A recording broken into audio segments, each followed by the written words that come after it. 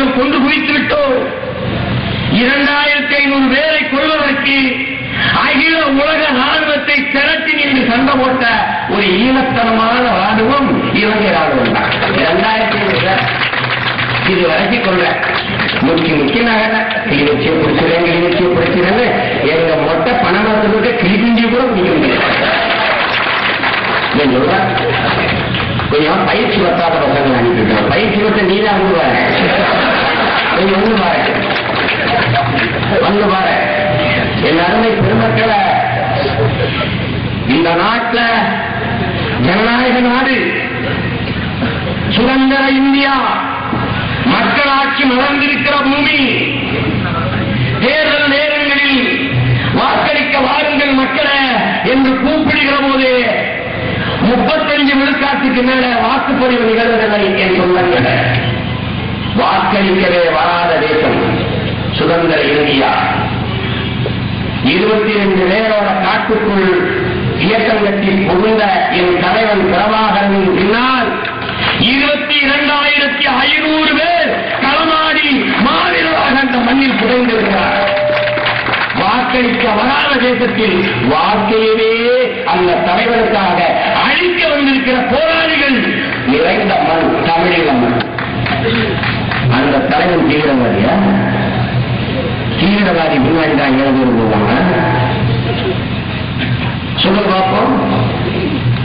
ஒரு பொது நிறுவனம், ஒரு வழிபாட்டு தளம், ஒரு மருத்துவமனை, எதன் மீதாவது நாங்கள் தாக்குதல் நடத்தியதை இந்த சர்வதேச சமூகம் சுட்டிக்காட்ட முடியுமா? கட்டநாயக்கா விமானத்தளத்தின் மீது விமானப்படையில் விமானத்தின் மூலம் வந்து குண்டிலிச்சு தகத்தை என் தலைவருக்கு பொது விமானத்தளத்தின் மீது குண்டிலித்த எவ்வளவு நேராகும் என்பதை நீங்கள் யோசித்து பாருங்கள். எங்கள் நோக்கம் அல்ல, எங்கள் நோக்கம் அல்ல. எங்கள் மக்களை அழித்து ஒழிக்க இலங்கை விமான துறைத்தளத்தை தகர்ப்பதுதான் எங்கள் நோக்கம். தலைவலிய சிங்களன் அல்ல. உலகத்தில் எந்த கொம்பாதி கொம்பனும் புலிகளை ஒன்றும் செய்ய இயலாது. சிக்கல் என்ன? வான்வழி தாக்குதல். வான்வழி தாக்குதலில் பிரச்சனை என்ன? என் தாய் தமிழ் உறவுகள் பாதிக்கப்படுகிறார்கள். அதுதான் பிரச்சனை. உங்களால் நம்ப முடிகிறதா? கடந்த ஓராண்டுகளுக்குள் மட்டும் 6000 முறை குண்டுகளை வீசியிருக்கிறார். ஒரு குண்டின் எடை 1000 கிலோ. ஒரு நாட்டுக்கும் இன்னொரு நாட்டுக்கும் இடையே சண்டை நடக்கும் போதுதான் இந்த மாதிரி ஆயுதங்களை, இந்த கனரக விமான ஆயுதங்களை, இந்த மாதிரி குண்டுவீச்சு தாக்குதலை நடத்த முடியும், நடத்த வேண்டும். ஆனால் ஒரு நாட்டுக்குள்ளே வாழக்கூடிய தன் நாட்டு மக்களை அழித்து ஒழிக்க இலங்கை இனவெளி ராணுவம் இந்த மாதிரியான கனரக ஆயுதங்களை பயன்படுத்துகிறது. இதை கண்டிக்கிற ஒரு நாள். ஆனால் கண்டிக்காத இந்த தேசம், நீங்களும் நானும் வாழக்கூடிய இந்த இந்திய தேசம் ராமேஸ்வரம் கடல் எல்லையில கைது செய்துகிறது, கைது செய்து பிடிக்கிறது, ஆயுதம் என்று கைப்பற்றுகிறது. என்ன தெரியுமா? உறவுகளை நீதிவண்டி சக்கரத்துக்கு போற பார்வத்து துண்டை ஆயுதம் என்று நினைக்கிறது. 1000 கிலோ குண்டு இந்த தேசத்தில் கண்ணுக்கு தெரியவில்லை. உருட்டி போடிக்கொண்டு கூட அடிக்க முடியாத பார்வத்து துண்டு என் தேசத்துக்காய். சரியான அப்பனுக்கு பிறந்தாங்க. நீங்க எங்க ஐயா சொன்ன மாதிரி இந்தியா 24 மணி நேரம் ஐயா சொல்ற 2 மணி நேரம் போதும்.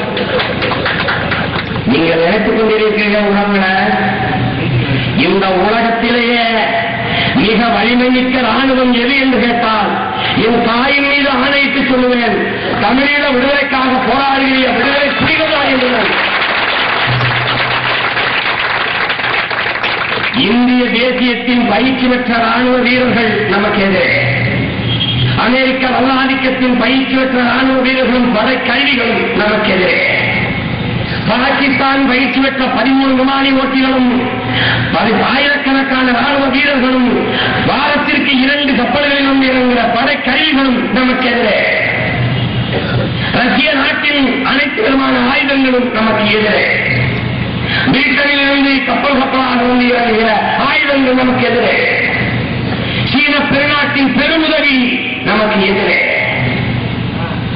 சர்வதேச நாடுகளையே எதிர்த்து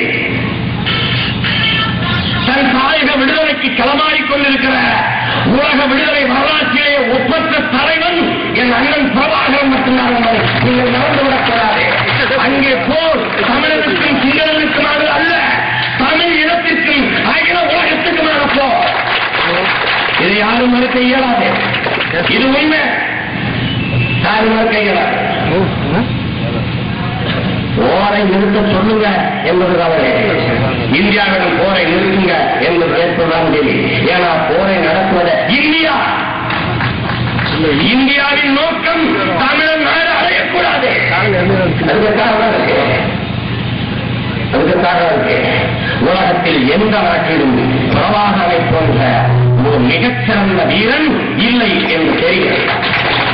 அவன் இடத்திலே நாடை கொடுத்தார். அறிவிலும் வீரத்திலும் சிறந்து இருக்கிற ஒரு தேசியத்திற்கு ஒரு தேசத்தை கொடுத்தார். உலகத்தின் மிக வலிமைமிக்க ராணுவத்தை பிரபாகரன் தமிழர்களுக்கு என்று கட்டி எழுப்பி விடுவான் என்று பயப்படுகிறார். காலங்காலமாக தவித்த வாய்க்கு தண்ணி கட்டி நாயின் கீழே போய் மண்டியிட்டு கனடிடம் கெஞ்சுகிற அவலம் அறவே ஒளிந்து போய்விடும்.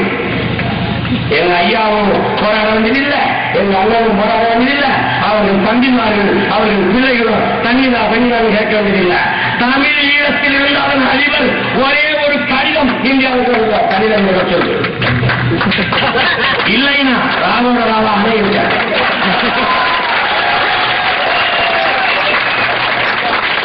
இது நடக்கத்தான் போகிறது. காலங்காலமாக இந்த இனம் கருமாயப்பட்டு, என் ஆத்தாளப்பன் மொழியிலே சொல்றேன், அல்லல்பட்டு கருமாயப்பட்டு கஞ்சிலன்னிக்கு வழியில்லாது கஷ்டப்பட்டு சாகிற ஒரு இனமாக ஆகிப்போனது. இந்த எல்லா அவலத்தையும் குறைப்பதற்கு ஒரே ஒரு வழிதான் இருக்கிறது உறவுகளை, அது தமிழீழம் அடைவதை தவிர வேறு வழியே இல்லை. வேற வழியே இல்லை. கச்சத்தில் போச்சா போகட்டும், மாறுவாடி சேர்த்து ஏதாவது எடுத்துக்கலாம், எடுத்துக்க வா வச்சுக்க. கோயம்புத்தூர்ல 10 லட்சம் மலையாளி இருந்துக்க. என்ன நடக்கும்? நாடு அடைஞ்ச பிறகு கச்சத்தீவை என் அண்ணன் மீட்டு இந்த இடத்திற்கு தருவார். இந்த தேசம் செய்யாததை தமிழீழ தேசிய தலைவர் சொல்கிறார். யாருக்கு இந்த கச்சத்தீவு இந்தியா எடுத்துக் கொடுக்கிறது? கடல் எல்லையில் வச்சிருக்கிற கன்னிவெடியை எடுக்க சொல்றது தொற்றுள்ள இந்த தேசத்துக்கு உலகம் கன்னிவெடிக்கு எதிராக குரல் கொடுத்த என் தேசமே. இந்திய கடல் எல்லையில் சிங்களம் கன்னிவெடியை புதைத்திருக்கிறான, அதை ஏன் நீ கண்டிக்கிற? தலையில் வச்ச கன்னிவெடி அங்கே இருக்கும், தண்ணீர் வச்ச கன்னிவெடி எங்கெங்க போய் மிதக்கும். இந்திய கடற்படை ராணுவத்தின் மீதே மோதி வெடிக்கிற பேராபத்து இருக்கிறத, அதை ஏன் நீ கண்டிக்கிற? ஏன் தடுக்கிறீங்க? தடுக்க மாட்டீர்கள். பாதிப்பு தமிழர்கள் தானே, தமிழன் செத்து போட்டோம். அதுதானே இத்தனை காலத்திற்கு இந்த இனம் வீழ்ந்து வீழ்ந்து அடிமையாக கிடந்து அழிந்து போகும். என் உறவுகளை சீமான் இந்தியாவில் இந்த நாட்டில் பல்வேறு மொழிவாரி மாநிலங்கள் இருக்கிறது.